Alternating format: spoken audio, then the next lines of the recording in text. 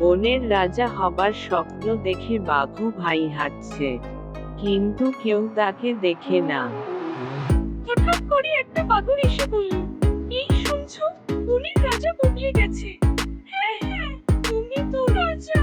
এই যে রাজা রাস্তায় হাঁটছেন, এই নাও মালা।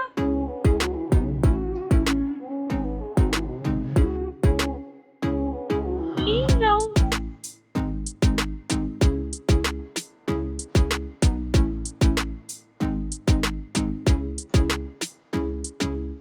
এখন তুমি আমাদের বনের রাজা। হঠাৎ করে একটা হাতি এসে বলল, ওই বানর, আবার বাঘকে বোকা বানাচ্ছিস। বানর পালিয়ে যায়।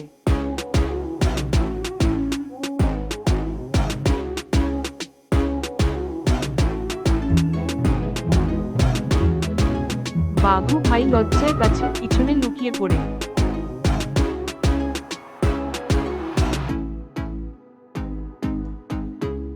রাজা হবার খুশিতে বাঘু ভাই বলেই গেলেন, বানর যে একটু বেশি চালাক।